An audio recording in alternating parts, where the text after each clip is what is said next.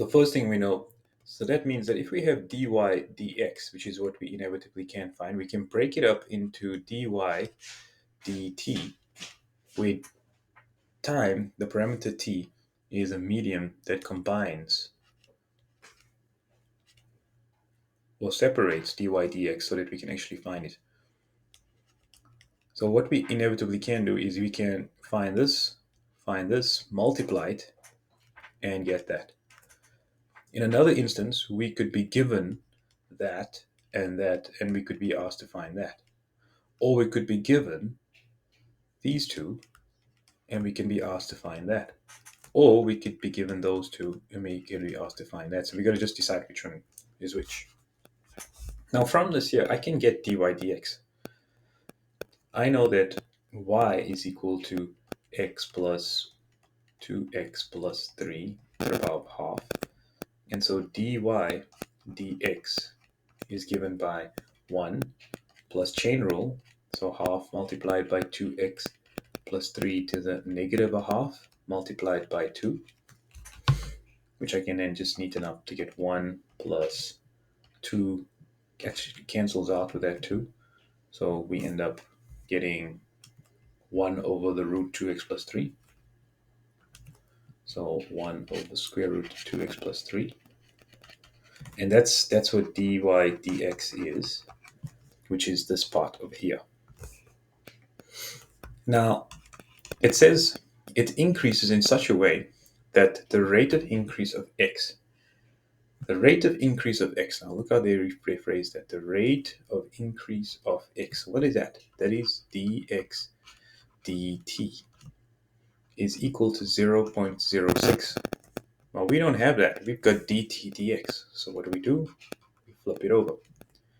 And we get dt dx is equal to 0.06. And now we have those two. We can now substitute it in and bring it together. In particular, it says find the rate of increase of y at the instant when x is equal to 3.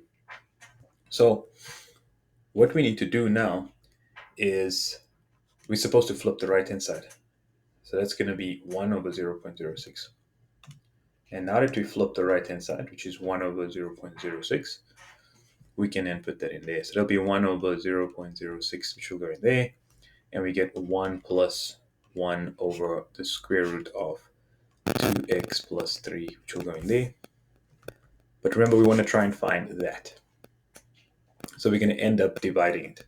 So we're going to have dy dt is equal to dy dx divided by dt dx by dividing it over. And that means we're going to end up as dy dt is equal to dy dx is 1 plus 1 over the square root of 2x plus 3 divided by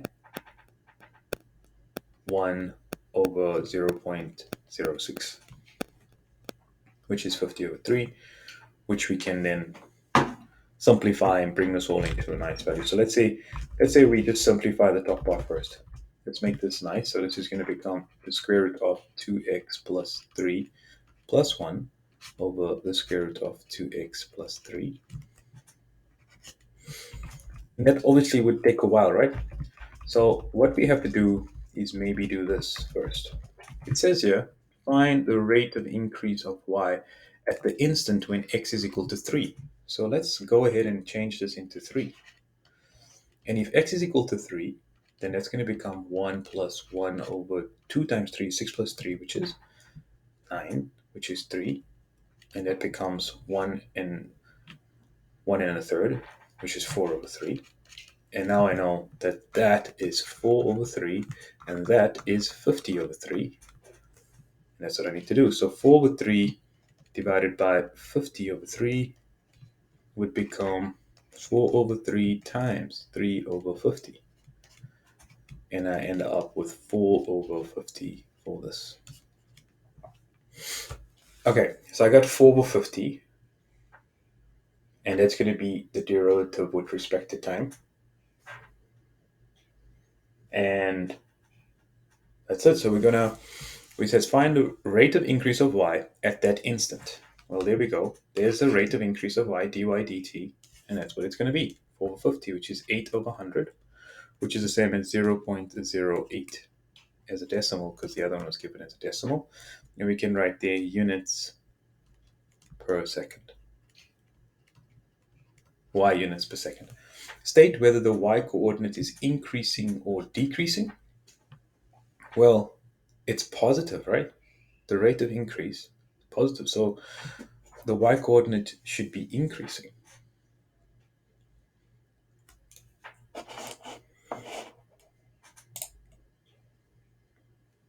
So 0.08 is positive, and therefore we're saying that it's going to have a positive increase. So how would we figure out whether the y coordinate is increasing or decreasing? We know dy dx is positive. Everything is positive, actually. Dx dt is positive.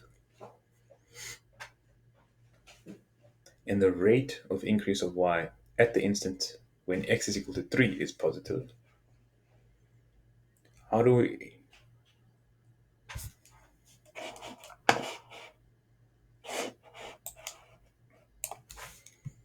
So because dy over dt is greater than 0, therefore increasing.